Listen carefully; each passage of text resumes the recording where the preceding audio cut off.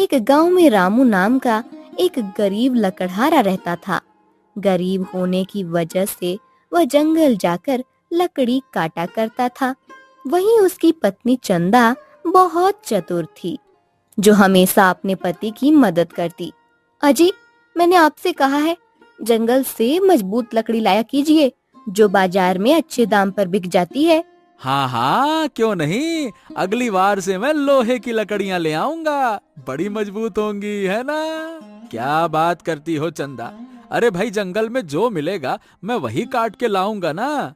अजी, मैं आपके फायदे के लिए ही कह रही हूँ, क्योंकि मजबूत लकड़ी अच्छे दाम में बिकती है। अरे हाँ हाँ, पता है मुझे, लेकिन मिलना भी तो चाहिए ना। अच्छा चलो, मैं जंगल जाता हूँ, क्योंकि शाम को खाने के लिए राशन तो होगा नहीं। चलो। कहाँ है राशन? पता नहीं भगवान ने हमें इतना गरीब क्यों बनाया है। थोड़ा सा अमीर बना देते तो कितना अच्छा होता। यही तो मुझे समझ में नहीं आता। चलो, भगवान की जैसी इच्छा। अच्छा चलो, अब मैं चलता हूँ, नहीं देर हो जाएगी। हाँ। ये कहकर रामू जंगल लकड़ी काटने चला गया और चंदा घर के काम में लग गई। अक्सर कर वह गांव की औरतों को देखकर दुखी होती थी। गांव में सभी लोग अमीर हैं, सिर्फ हम लोगों को छोड़कर। मेरा भी मन होता है बाकी औरतों की तरह रहने का। पता नहीं मेरा ये सपना कब पूरा होगा। ये कहकर चंदा काफी ज्यादा दुखी हुई।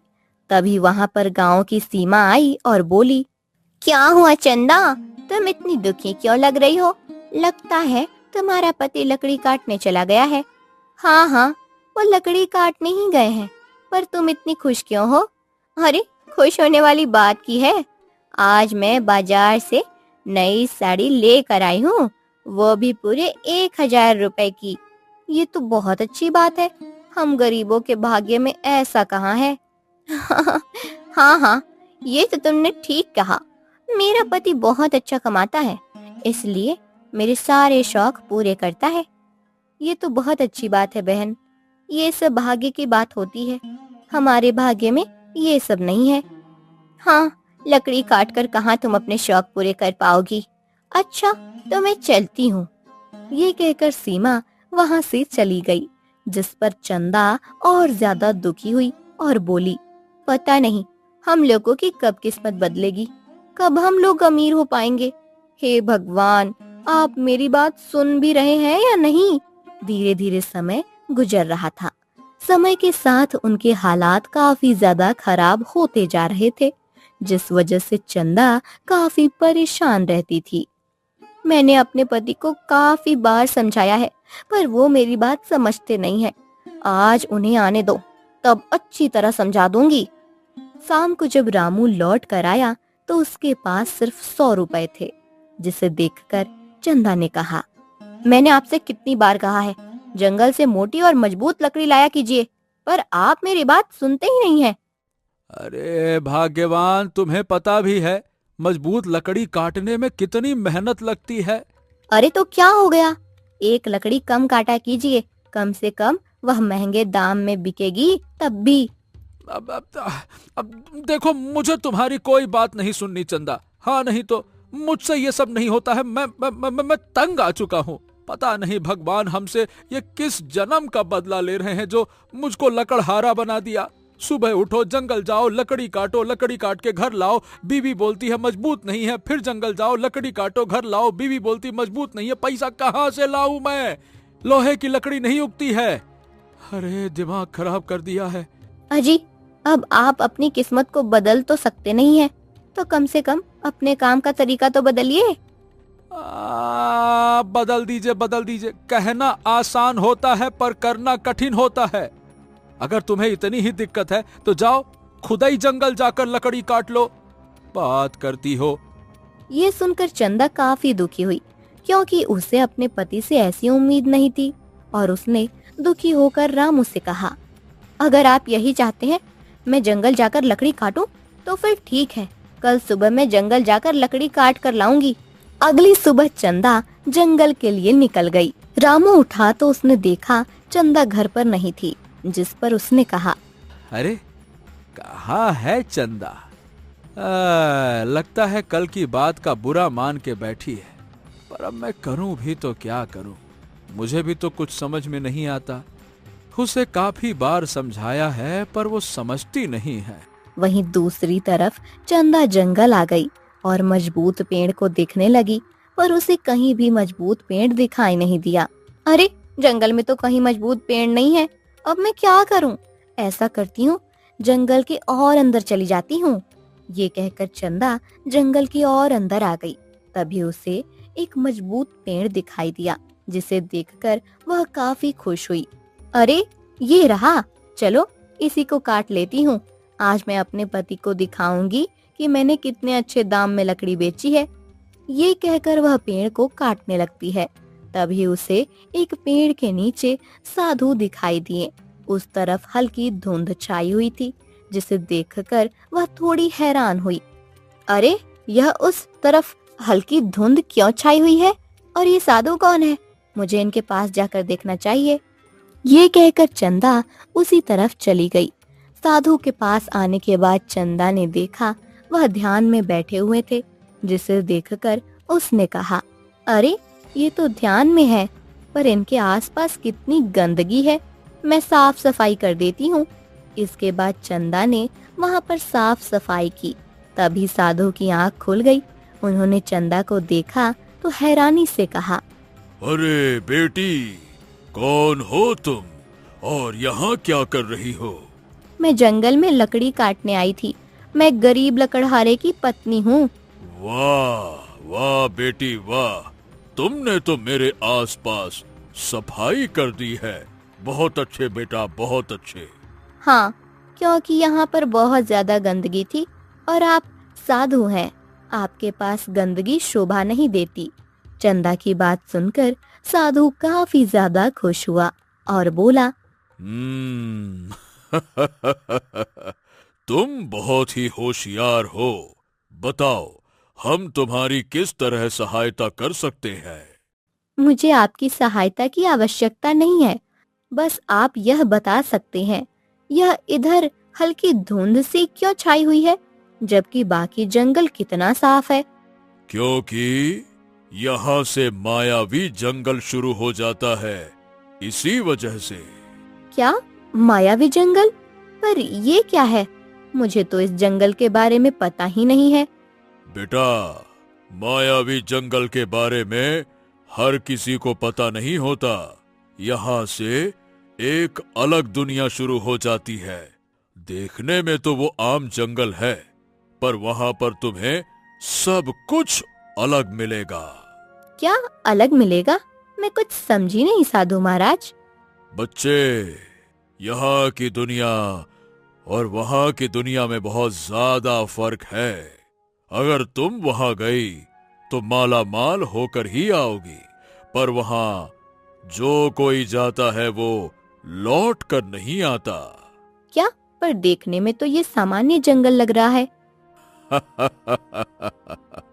देखने में तो ये सूरज भी सामान्य सा लगता है, लेकिन जब ये गर्मी देता है तो कई बार जला देता है।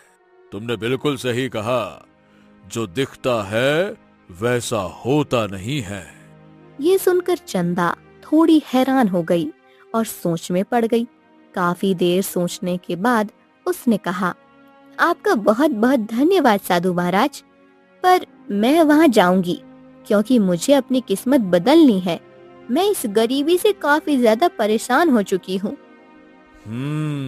एक बार फिर से सोच लो।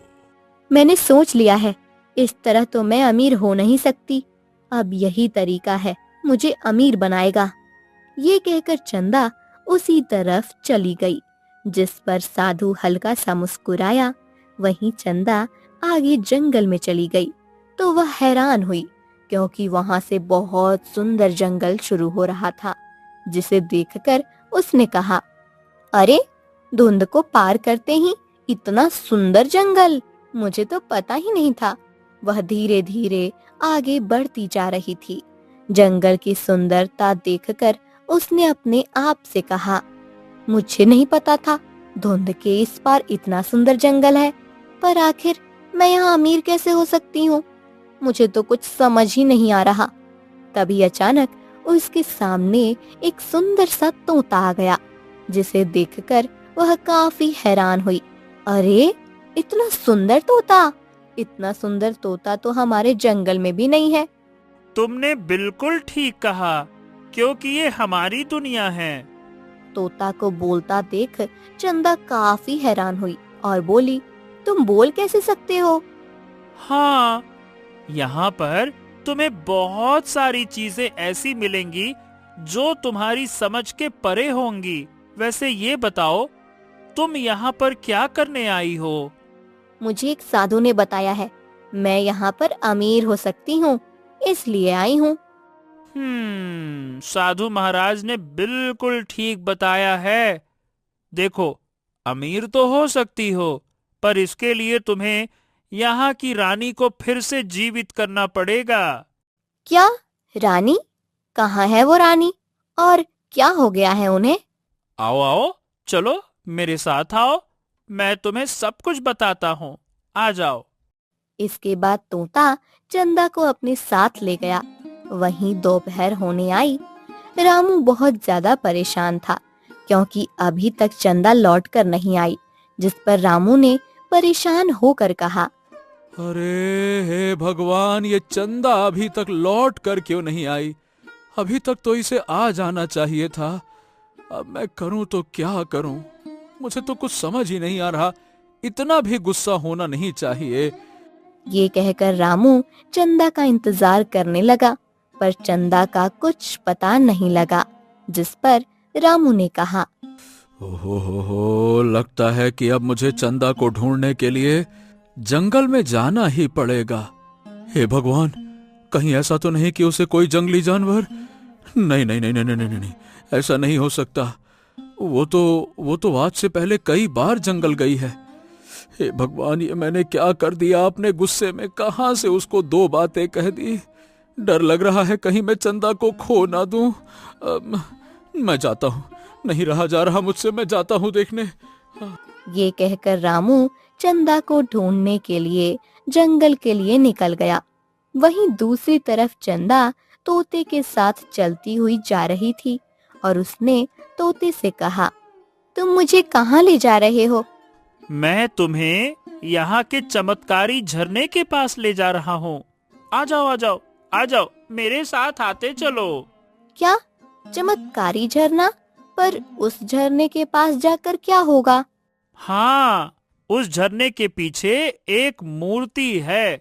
तुम उस मूर्ति पर झरने का पानी डाल देना, जिससे वो जीवित हो उठेगी। पर तुम यह काम किसी और से भी तो करवा सकते थे ना? हाँ, यहाँ अभी तक कोई आया ही नहीं, इसी वजह से तो तुम यहाँ पे पहली बार आई हो ना, इसीलिए तुम ये काम कर दो ना। अगर तुमने ये काम कर दिया तो तुम बहुत ज्यादा अमीर हो जाओगी। इसके बाद वह लोग झरने के पास आए। झरना बहुत ही सुंदर था, जिसे देखकर चंदा ने कहा, अरे वाह, ये झरना तो बहुत सुंदर है। हाँ, और इसी झरने के पीछे वो मूर्ति है। चलो आ जाओ आ जाओ आ जाओ तुम। ये सुनकर चंदा उसी झरने की तरफ चली गई। जैसे ही झरने के पास पहुंची, झरने का पानी रुक गया, जिसे देखकर चंदा ने कहा, यहाँ पर तो एक से बढ़कर एक अजूबा है। इसके बाद चंदा दूसरी तरफ गई तो वहाँ एक मूर्ति रखी हुई थी, जिसे देखकर चंदा ने कहा, लगता है तोता इसी मूर्ति की बात कर रहा था। ये कहकर चंदा ने मूर्ति के ऊपर झरने का पानी डाल दिया। तभी अचानक मूर्ति में से तेज प्रकाश निकला और वह एक रानी में बदल गई, जिसे देखकर चंदा काफी हैरान हुई। वहीं अपने आप को पहले वाले रूप में देखकर रानी काफी खुश हुई और बोली, तुम्हारा बहुत बहुत धन्यवाद, जो तुमने मुझे इस मूर्ति से आजाद कर दिया। क्या तुम मेरी खास दासी बनोगी? नहीं नहीं, मैं आपकी दासी नहीं बन सकती, क्योंकि मुझे अपने पति के पास जाना है। मेरे पति मेरा इंतजार कर रहे होंगे। पर तुम यहाँ से जा नहीं सकती हो।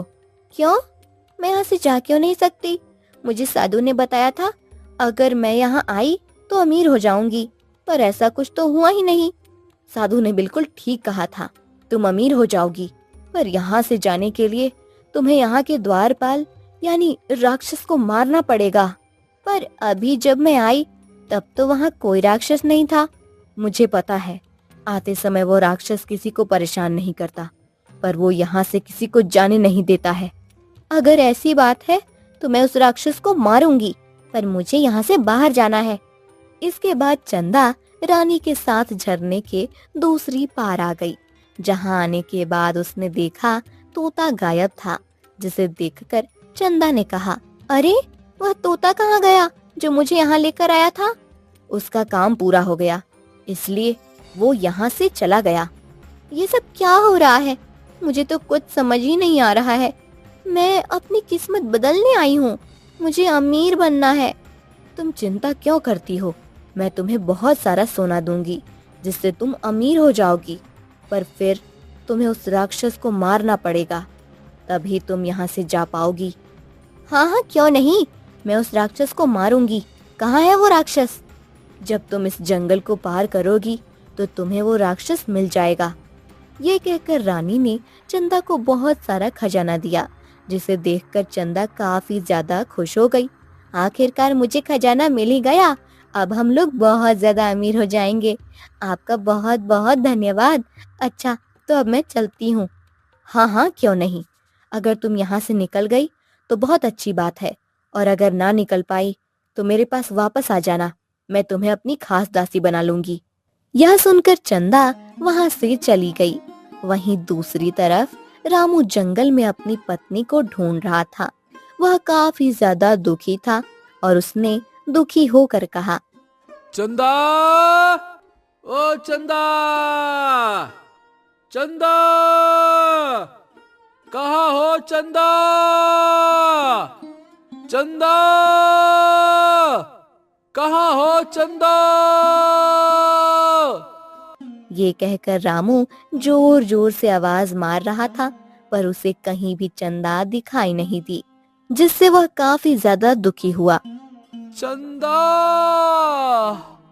हाँ, नहीं नहीं नहीं, यहाँ तो कहीं चंदा दिखाई नहीं दे रही। अब मैं करूँ तो क्या करूँ, मुझे तो कुछ समझ ही नहीं आ रहा। हे भगवान, मैंने क्यों गुस्सा कर दिया? मैं ही काट ले आता मजबूत लकड़ियाँ, कहाँ चली गई? ये कहकर रामू बहुत ज्यादा दुखी हुआ और जोर जोर से रोने लगा। चंदा कहाँ चली गई तुम? मैंने क्या बोला?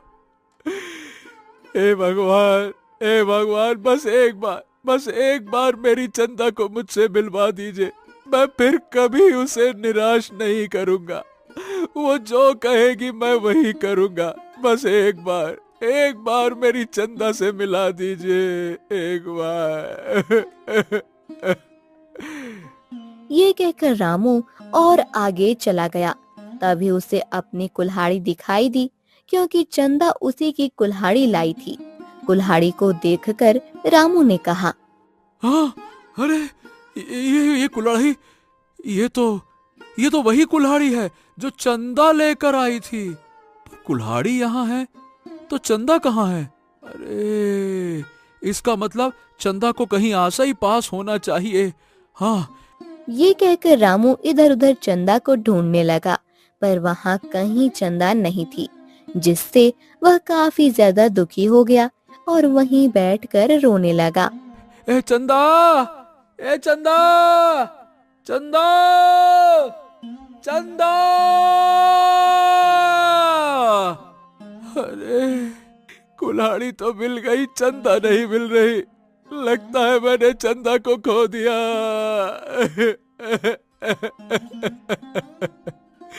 क्या अब मैं कभी चंदा को नहीं पा पाऊंगा? लगता तो नहीं है। जरूर उसे कोई जंगली जानवर खा गया होगा। अरे रामू, तूने ऐसा क्यों किया? क्यों मैंने उस पे गुस्सा किया? हे भगवान, क्यों? चंदा! ये कहकर रामू जोर जोर से रो रहा था और फिर उसने कहा, अब मुझे भी घर चले जाना चाहिए। क्योंकि शाम हो गई है। अगर चंदा जिंदा होती तो वो अब तक मुझे मिल जाती। क्या करूं, क्या करूं।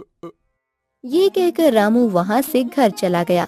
दूसरी तरफ चंदा जल्दी जल्दी जंगल को पार करने की कोशिश कर रही थी। वह थोड़ी परेशान भी लग रही थी। मुझे जल्द से जल्द जंगल को पार करना है, क्योंकि मेरे पति मेरा इंतजार कर रहे होंगे। शाम होने को आई है। हे भगवान, मेरी मदद करना। ये कहकर चंदा जल्दी जल्दी जंगल किनारे आ गई। तभी अचानक वह रुक गई, क्योंकि उसके सामने एक बहुत बड़ा राक्षस था, जिसे देखकर चंदा बुरी तरह घबरा गई और बोली, हे भगवान, ये तो बहुत बड़ा राक्षस है। अब मैं क्या करूं? वहीं चंदा को देखकर राक्षस जोर जोर से हंसने लगा और बोला,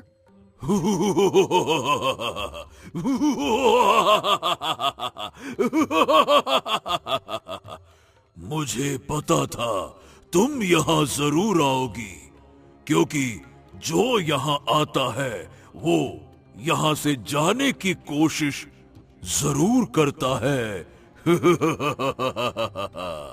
मुझे यहाँ से जाने दो, वरना मुझसे बुरा कोई नहीं होगा। मुझे मेरे पति के पास जाना है। अब तुम कहीं नहीं जा सकती हो। अब तुम यहीं रहोगी, क्योंकि यही इस दुनिया का उसूल है। नहीं नहीं, ऐसा कुछ भी नहीं है। तुम झूठ बोल रहे हो। मैं बिल्कुल ठीक कह रहा हूँ, क्योंकि यहाँ का द्वारपाल मैं हूँ, और मेरी इजाजत के बिना तुम यहाँ से कहीं नहीं जा सकती। मैं तुम्हें ये जंगल पार करने नहीं दूंगा। नहीं नहीं, मुझे मेरे पति के पास जाना है। हटो मेरे रास्ते से। नहीं नहीं नहीं नहीं नहीं, मैं तुम्हें यहाँ से नहीं जाने दूंगा। लौट जाओ यहाँ से, इसी में तुम्हारी भलाई है, वरना मारी जाओगी।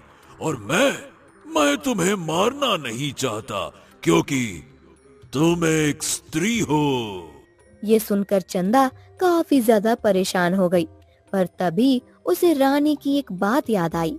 रानी ने जाने से पहले उसे बताया था कि उस राक्षस को मारा जा सकता है, अगर तुम उसे अपने वश में कर सको। और चंदा ने अपने आप से कहा, लगता है अब मुझे कुछ ऐसा करना पड़ेगा जिससे राक्षस मेरी बात मानने लगे। पर आखिर मैं ऐसा क्या करूं? मुझे तो समझ ही नहीं आ रहा। चंदा को इतना ज्यादा सोच में डूबा देखकर राक्षस ने कहा, क्या हो गया? क्या सोच रही हो?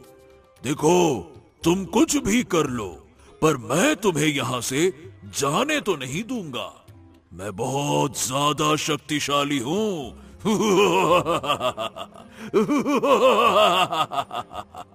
ये कहकर राक्षस काफी खुश हुआ, जिस पर चंदा ने कहा, मैं कैसे मान लूं कि तुम सबसे शक्तिशाली हो?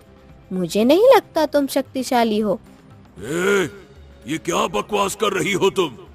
क्या तुम्हारा दिमाग खराब है क्या? या कहो तो तुम्हारी गर्दन मरोड़ दूं, तब पता चल जाएगा। मेरा दिमाग बिल्कुल सही है, और इसलिए मैं कह रही हूँ कि तुम शक्तिशाली नहीं हो। चंदा की बात सुनकर राक्षस को बहुत तेज गुस्सा आया और उसने कहा, अच्छा, लगता है कि तुझे अपनी जान प्यारी नहीं है, इसीलिए ऐसी बातें कर रही है। क्योंकि मुझसे ज्यादा शक्तिशाली यहाँ पर कोई नहीं है, कोई नहीं। मैं हूँ तुमसे शक्तिशाली। अगर तुम्हें यकीन ना हो तो तुम मेरी तरह करके दिखा सकते हो। जैसा मैं करूँगी तुम्हें वैसा ही करना पड़ेगा। हाँ हाँ, मुझे मंजूर है। इसमें कौन सी बड़ी बात है? अभी तुम्हें पता लग जाएगा कौन सबसे ज्यादा शक्तिशाली है और कौन नहीं। रुक जा।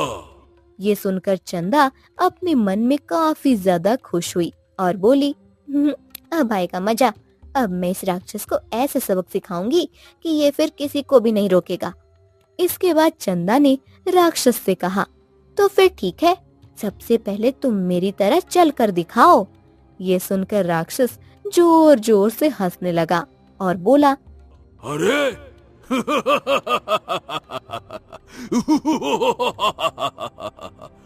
इसमें कौन सी बड़ी बात है? लो, मैं अभी तुम्हें चलकर दिखा देता हूँ। आ, आ, आ, आ, आ, आ, ये कहकर राक्षस उसके सामने चलने लगा, जिसे देखकर चंदा ने कहा, हाँ हाँ, ये तो कोई भी कर सकता है, पर तुम मेरी तरह भाग नहीं सकते हो। ओ, लगता है कि तुम मुझे अपने जाल में फंसा रही हो, पर तुम मुझे बेवकूफ नहीं बना सकती हो। क्योंकि यहाँ से भागना मुमकिन नहीं है। मैंने कब कहा मैं यहाँ से भाग रही हूँ? मैं बस ये कह रही हूँ कि तुम भाग नहीं सकते। किसने कहा कि मैं यहाँ से भाग नहीं सकता? मैं तो कुछ भी कर सकता हूँ। अगर ऐसी बात है तो भाग कर दिखाओ। नहीं नहीं नहीं नहीं नहीं, मैं नहीं भागने वाला। कोई दूसरा काम हो तो बताओ, वो मैं कर दूंगा। अच्छा, तो फिर ठीक है, अपने सिर पर हाथ रख कर दिखाओ, जैसे मैं रखती हूँ। अच्छा, बस इतनी सी बात। अभी मैं रख कर दिखा देता हूँ, पर पहले तुम रखो। हाँ हाँ, क्यों नहीं, देखो मैं इस तरह अपने सिर पर हाथ रख सकती हूँ। ये कहकर चंदा ने अपने सिर पर हाथ रखा, जिसे देखकर राक्षस ने भी अपने सिर पर हाथ रख लिया और उसी पल वह जोर जोर से जलने लगा, जिसे देखकर चंदा काफी खुश हुई और बोली, आखिरकार मेरी योजना सफल हुई। रानी ने यही बताया था कि राक्षस को श्राप मिला है। यह मेरी बातों में उलझ गया और भूल गया कि इसे सिर पर हाथ नहीं रखना चाहिए। चलो अच्छा हुआ, इसका तो काम तमाम हुआ। वहीं कुछ ही देर में राक्षस जलकर मर गया, जिसे देखकर चंदा ने कहा, अब मुझे यहाँ से जल्द जाना चाहिए, कहीं ऐसा ना हो कोई दूसरी मुसीबत आ जाए। ये कहकर चंदा ने धुंध को पार किया और वह अपने जंगल आ गई, जिसे देखकर उसने कहा, आखिरकार मैं अपने जंगल आ ही गई। अब मुझे घर जाना चाहिए, मेरे पति परेशान हो रहे होंगे। चंदा काफी ज्यादा खुश थी, क्योंकि उसके पास बहुत सारा खजाना था और उसने खुश होकर कहा, अब हम लोग बहुत ज्यादा अमीर हो जाएंगे। ये हमेशा दुखी रहते थे ना, भगवान ने हमें गरीब बनाया है, पर अब हम लोग बहुत अमीर हो जाएंगे। तभी उसे वही साधु मिला। साधु ने जब चंदा को देखा तो हैरान होकर बोला, अरे वाह, तुम तो वही हो ना जो उस मायावी जंगल में गई थी। हाँ, आपने बिल्कुल ठीक कहा था साधु महाराज। वाह वाह वाह, पर तुम जिंदा बच के कैसे वापस आ गई? क्योंकि उस जंगल में जो कोई भी गया है वो वापस लौट कर तो नहीं आया। मैं भी नहीं आ पाती, पर मैंने चतुराई से काम लिया और उस राक्षस को मार डाला, जो उस दुनिया का द्वारपाल था। ओह, तो क्या तुमने उसे मार दिया? पर कैसे? वो तो बहुत ही शक्तिशाली था। हाँ, शक्तिशाली तो बहुत ज्यादा था, पर थोड़ा बेवकूफ भी था, इसलिए मेरी बातों में आ गया। इसके बाद चंदा ने साधु को सारी बात बताई, जिसे सुनकर साधु काफी खुश हुआ और बोला, तुम बहुत ही चतुर हो। मैंने तुम्हें जब पहली बार देखा तभी जान गया था, पर ये नहीं पता था कि तुम इतनी चतुर होगी कि उस राक्षस को भी मार डालोगी। अब तुम्हें घर जाना चाहिए, क्योंकि शाम होने वाली है। जाओ। हाँ हाँ, अब मैं घर जा रही हूँ। इसके बाद चंदा वहाँ से चली गई। दूसरी तरफ रामू घर पर काफी ज्यादा दुखी था। उसे घर में बिल्कुल भी अच्छा नहीं लग रहा था और उसने दुखी होकर कहा, हे भगवान, हे भगवान, मुझे बिल्कुल अच्छा नहीं लग रहा। क्या करूं? मुझे आज चंदा की बहुत कमी महसूस हो रही है। काश चंदा यहाँ होती। तभी वहाँ चंदा आ गई। उसने अपने पति को दुखी देखा तो थोड़ा हैरान हुई और बोली, क्या हुआ, आप इतने दुखी क्यों हो? चंदा को देखकर रामू काफी ज्यादा हैरान हुआ। उसे तो यकीन ही नहीं हो रहा था कि चंदा लौट आई और उसने कहा, हाँ हाँ, हे मेरी चंदा, अरे तुम ठीक तो हो ना? तुम भूत तो नहीं हो ना चंदा का? नहीं नहीं नहीं नहीं, तुम सच में वापस आ गई। अरे तुम वापस आ गई कैसी हो? हाँ हाँ, पर आप इतने दुखी क्यों हो? मुझे माफ कर दो चंदा। मैंने सोचा कि मैंने तुम्हें खो दिया। तुम कहाँ चली गई थी? तुम्हें पता भी है, मैं तुम्हें जंगल में ढूंढने गया, पर तुम मुझे वहाँ मिली ही नहीं। अजी, ये बहुत लंबी कहानी है, मैं आपको आराम से बताऊंगी। पहले ये देखिए, मैं कितना सारा खजाना लाई हूँ। क्या खजाना? पर तुम्हें कहाँ से मिला? ए चंदा, आखिर तुम ठीक तो हो ना? और देखो, मुझे माफ कर दो। आज के बाद मैं तुम्हारी सारी बात मानूंगा, पर तुम मुझे कभी छोड़कर मत जाना। मैं तुम्हारे बिना नहीं रह सकता। अपने पति को इतना ज्यादा परेशान देखकर चंदा ने उसे शांत किया और कहा, आप इतने परेशान क्यों हो रहे हैं? आपने क्या सोचा मुझे जंगली जानवर खा गए? और नहीं तो क्या। अरे चंदा, मैंने तो यही सोचा। लेकिन हाँ, आज के बाद मैं तुम्हें कभी भी जंगल नहीं जाने दूंगा। हाँ नहीं तो। अरे, अब जंगल जाने की जरूरत भी नहीं है। अब आप भी जंगल नहीं जाएंगे, क्योंकि मुझे बहुत सारा खजाना मिला है। अब हम लोग बहुत अमीर हो जाएंगे। इसके बाद चंदा ने रामू को सारी बात बताई।